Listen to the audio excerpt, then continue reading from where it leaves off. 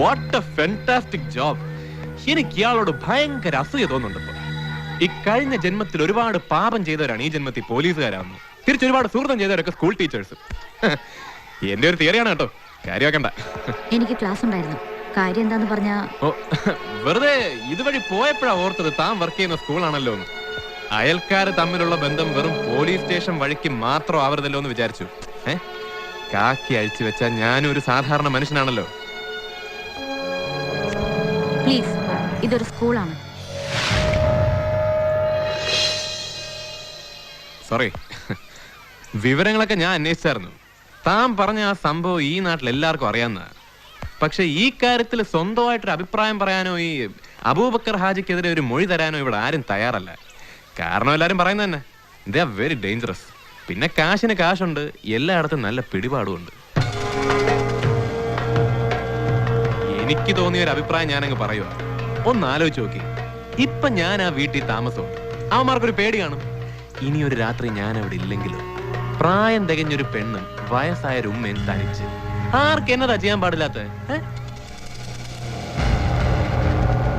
അതുകൊണ്ട് ഒരു കോംപ്രമൈസ് എന്ന നിലയ്ക്ക് കിട്ടുന്ന ചില്ലറയും വാങ്ങിയ പരാതി പിൻവലിക്കുവാണെ ഒരു വാടക വീട്ടിലേക്ക് മാറിയാലും മനസമാധാനമായിട്ട് ജീവിക്കാം എന്നാ പറയുന്നത്. ഈ കോംപ്രമൈസിന് സാറിന് എന്ത് കിട്ടും? ഒരു പോലീസുകാരന്റെ ഡ്യൂട്ടി എന്ന് വെച്ചാൽ പ്രശ്നങ്ങൾ തീർക്കുക എന്നുള്ളതാണ്. അതിനിപ്പോ സർക്കാരിൽ നിന്ന് ശമ്പളം കിട്ടും, വേറെ എന്നാ കിട്ടാനാ? കിട്ടിക്കാണുമല്ലോ. നട്ടലുള്ള ഒരു പോലീസ് ഓഫീസറെങ്കിലും ഉണ്ടല്ലോന്നാ ആ പരാതിയും കൊണ്ട് സ്റ്റേഷനിൽ വന്നപ്പോ എനിക്ക് തോന്നിയത്. ആ നട്ടല്ലേ അറയ്ക്കൽ അബൂബക്കറിന്റെ വീട്ടിൽ പണയം വെച്ചിട്ട് രാത്രി അയാളുടെ വണ്ടിയിൽ അവിടെ വന്ന് ഇറങ്ങുന്നത് ഞാൻ കണ്ടതാ. ആ കിട്ടിയ ചില്ലറ സാർ അവിടെ സൂക്ഷിച്ചു വെച്ചാ മതി, എനിക്ക് വേണ്ട.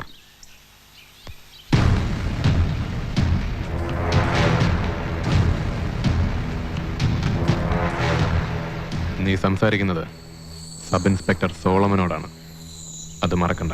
സബ് ഇൻസ്പെക്ടർ എന്നത് നിയമത്തിന്റെ അവസാന വാക്കല്ലല്ലോ സാർ. അറയ്ക്കൽ അബൂബക്കർ ഹാജിയുടെ കൈകൾക്ക് ഈ കാക്കി ഷർട്ടിന്റെ പോക്കറ്റ് വരെ നീളമുള്ളൂ. അതിനപ്പുറം ഒരുപാട് ലോകമുണ്ട്. അത് മുഴുവൻ എത്തിപ്പിടിക്കാനുള്ള നീളം അയാളുടെ കൈകൾക്കില്ല. അത് മനസ്സിലാക്കാനുള്ള വലിപ്പം നിങ്ങളുടെ മനസ്സിനുമില്ല.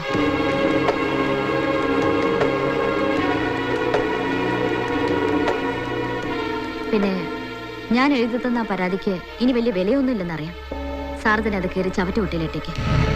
അതിനുവേണ്ടി എന്നെ സ്റ്റേഷനിലേക്ക് വിളിപ്പിക്കണമെന്നില്ല.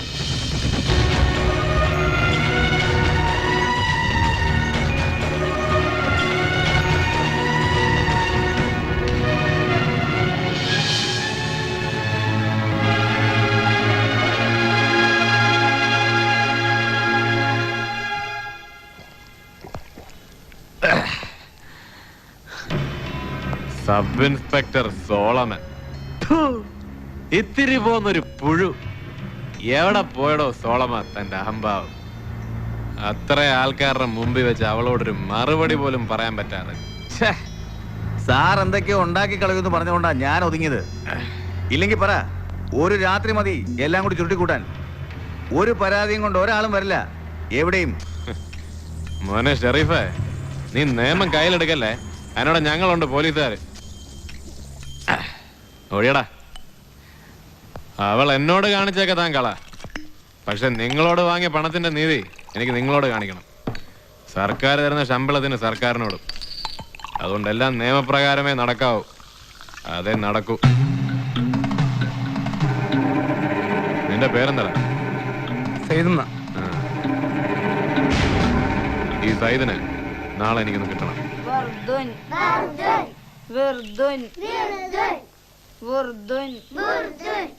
വിഷമിക്കാണ്ടിരിക്കും മോളെ.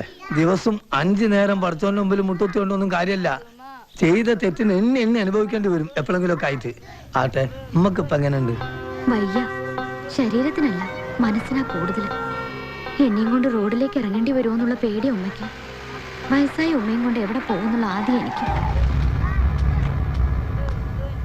നദിയാനൊന്ന് കൂട്ടിച്ചെല്ലാൻ പറഞ്ഞതാ അബൂബക്കർ മുതലാളി. ഇതെന്തപ്പൊ ഒരു കൂട്ടിച്ചെല്ലല്? ബാങ്കിൽ എന്തോ പൈസ കൊടുക്കുന്ന കാര്യത്തിനാ, അത്യാവശ്യം എന്നാ പറഞ്ഞേ. ഓർക്ക് എന്തപ്പൊ അങ്ങനെ ഒരു ബുദ്ധി തോന്നാൻ? ലേറ്റ് ആക്കരുന്ന് പ്രത്യേകം പറഞ്ഞതാ. ബാങ്ക് അടയ്ക്കുമ്പോ അവിടെ എത്തേണ്ടതാ. ഇതിപ്പോ ഞാൻ എന്താ വേണ്ടത്? മോള് പോ. പഠിച്ചോൻ വിചാരിച്ചിട്ട് മൂപ്പർക്ക് ചിലപ്പോ നല്ല ബുദ്ധി തോന്നിയിട്ടുണ്ടാവും. മോളും ചെന്നളാ.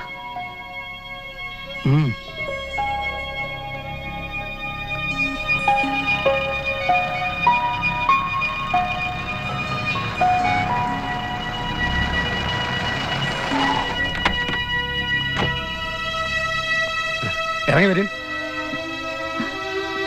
ഇവിടെയോ? ഇവിടെ എന്താ? ഇവിടെ മുതലേ മുകളിൽ മുറിയിരിക്കുക. അത് വേണ്ട, ഇവിടെ കയറി സംസാരിക്കാൻ ഞാനില്ല. എന്ന് പറഞ്ഞാൽ എങ്ങനെയാ? നിങ്ങൾ സമ്മതിച്ചിട്ടില്ല ഞാൻ ഇവിടെ കൊണ്ടുവന്നേ. അനാവശ്യം പറയരുത്. വീട്ടിലേക്ക് വിചാരിച്ചിട്ടാ ഞാനിതിൽ കയറിയത്. എനിക്കാരും കാണണ്ട. എന്നെ വീട്ടിൽ വിട്ടാ മതി, അല്ലെങ്കിൽ വേണ്ട ഞാൻ പൊക്കോളാം. ഇതായിപ്പോ നന്നായി. വീടായാലും ലോഡ്ജായാലും നിങ്ങൾക്ക് എന്താ കാശ് കിട്ടിയ പോരെ? എനിക്ക് തന്നെ മുതലാളിയുടെ കാശ് വേണ്ട, എനിക്കല്ല കാണും വേണ്ട. വഴിന്ന് മാറ്. അങ്ങനെ പോയാലോ? എന്നാ പിന്നെ വാങ്ങിയ കാശ് തിരിച്ചു വന്നിട്ട് പോ.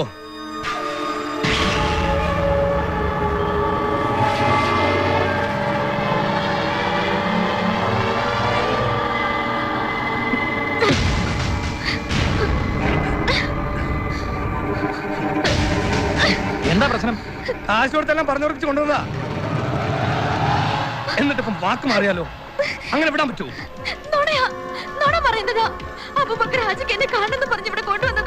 പിന്നെ അബൂബക്കർ ഹാജി പിന്നാളൊക്കെ മാത്രം മൊഞ്ച. എന്നാ പിന്നെ കാശ് വാങ്ങിയപ്പോ പറയണ്ടേ സെയ്ദിന്റെ കൂടെ നീ ലോഡ്ജിലേക്ക് വരൂലെന്നുള്ളത്?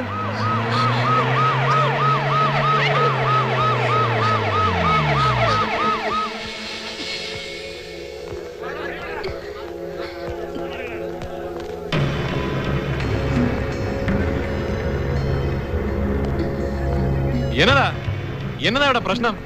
നാറ്റ കേസാ സാറേ. ഇയാള് കൊടുത്ത കാശ് വാങ്ങി ഇവള് ഇവന്റെ കൂടെ വന്നാ ലോഡ്ജിലേക്ക്. ഇവിടെ ആളും ബഹളവും കണ്ടപ്പോ ഇവള് പറ്റില്ല എന്ന് പറഞ്ഞു. അയാള് കാശ് തിരിച്ചു ചോദിച്ചു. അതേ തുടർന്നുണ്ടായ പ്രശ്നം.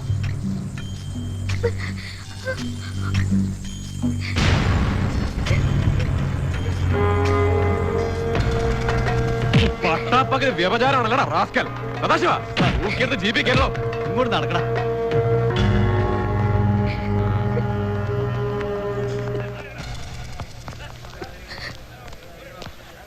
നിന്നോട് പ്രത്യേകം പറയണോടെ. ഹബീബേ, പിടിച്ച് കേട്ട്.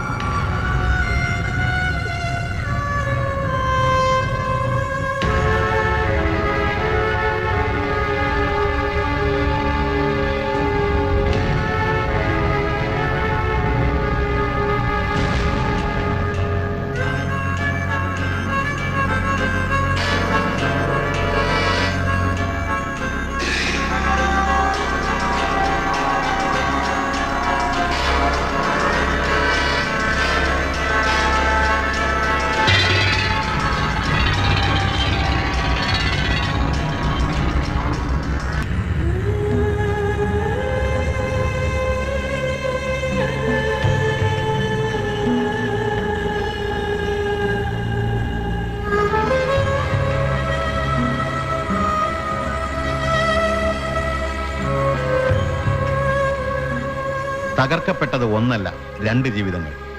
മകൾ പരസ്യമായി അപമാനിക്കപ്പെട്ട വാർത്തയുടെ ആഘാതം താങ്ങാനാവാതെ നദിയയുടെ ഉമ്മ ഹൃദയം തകർന്നു മരിച്ചു. മനസാക്ഷി നഷ്ടപ്പെട്ടവരുടെ ഈ ഉഷ്ണഭൂമിയിൽ നദിയ എന്ന പെൺകുട്ടി ഒറ്റയ്ക്കായി.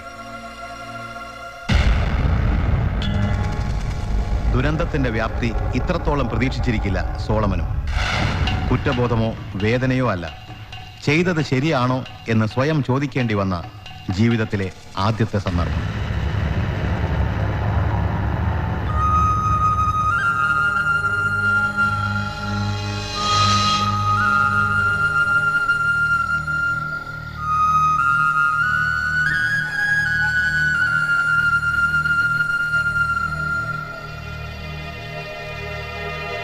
ഇങ്ങനെ ഇരുന്നിട്ട് എന്താ മോളെ? എന്റെ വിഷം അറിയാഞ്ഞിട്ടല്ല. എന്നാലും ജലവാനല്ലാതെ ഒത്തിരിപ്പിരുന്ന പോയൊരു തിരിച്ചു വരുമോ?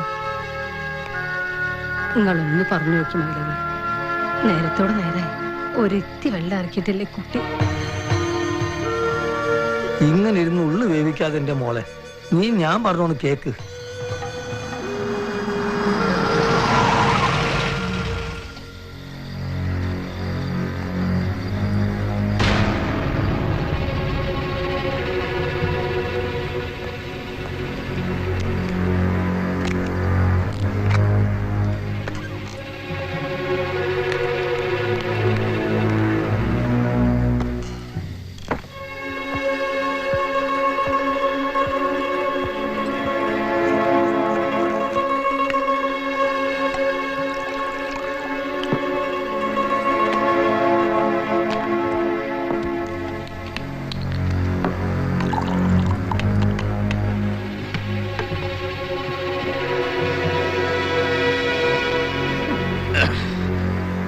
സാറേ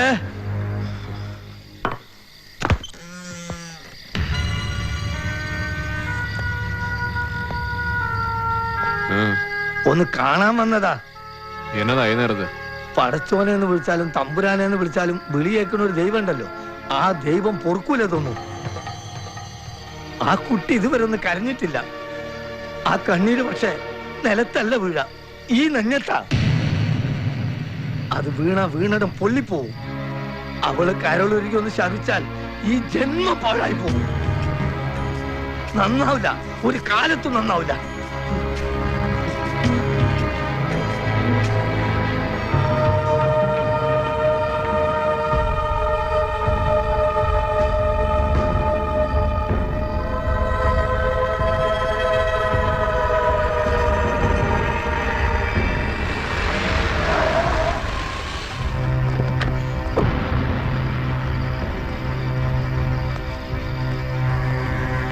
അവളെവിടെ?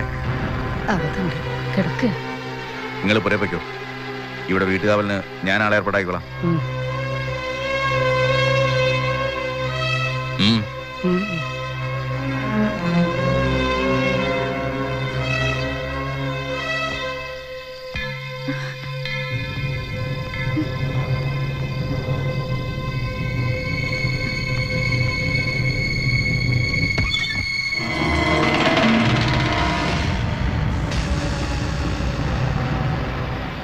മയ്യത്ത് അടക്കുന്നതിന് മുമ്പ് എത്തണമെന്നുണ്ടായിരുന്നു.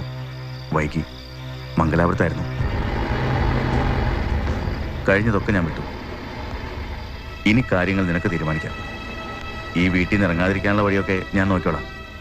പക്ഷേ അതിൻ്റെ ഒരു ഗുണം എനിക്കും കൂടി ഉണ്ടാവണം. നിന്റെ ഒരു അവസ്ഥ നീ ഒന്ന് മനസ്സിലാക്ക്. ഒരാളും ഉണ്ടാവില്ല നിന്നെ സഹായിക്കാൻ. മര്യാദക്കാണെങ്കിൽ ഞാനുണ്ടാവും എന്തിനും. നിന്നോട് പുറത്തിറങ്ങാനാ പറഞ്ഞത്. ഒച്ച വെക്കണ്ട. നബീസ് താത്തനെ ഞാൻ പറഞ്ഞയച്ചു. എടീ, ഞാൻ വിചാരിച്ച നിമിഷങ്ങൾ മതി. മനസ്സിലായോടി? ആ മയ്യത്തിന്റെ മേലിട്ട മണ്ണൊന്ന് ഉണങ്ങിയിട്ട് മതി എന്ന് വിചാരിച്ചാ ഞാൻ. പക്ഷേ നീ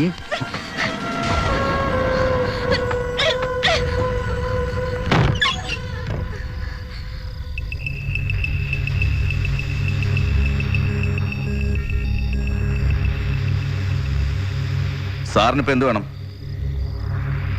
എനിക്കിപ്പോ ഒന്നും വേണ്ട, അതുപോലെ തനിക്കും ഇപ്പൊ ഒന്നും വേണ്ട. തനിറങ്ങിക്കോ. കാര്യങ്ങളൊക്കെ നമുക്ക് നാളെ പകൽ വെളിച്ചത്തിൽ തീരുമാനിക്കാം.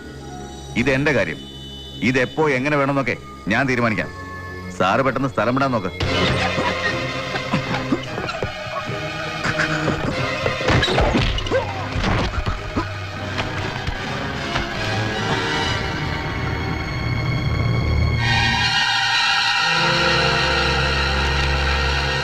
പോലീസുകാരന്റെ തോക്ക.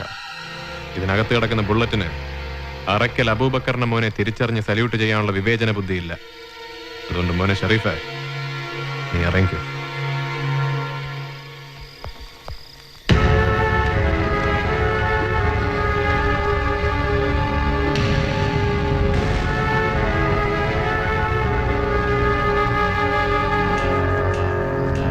സോളമന വീട്ടിലുള്ളിടത്തോളം കാലം ഒരു നായിന്റെ മോനും അസമയത്ത് ഇവിടെ കയറി വരില്ല. പിന്നെ അന്ന് തോന്നിയൊരു ദേഷ്യത്തിന്റെ പുറത്ത് അങ്ങനെയൊക്കെ ചെയ്തു പോയത്. ഒന്നും വേണമെന്ന് വെച്ചില്ല.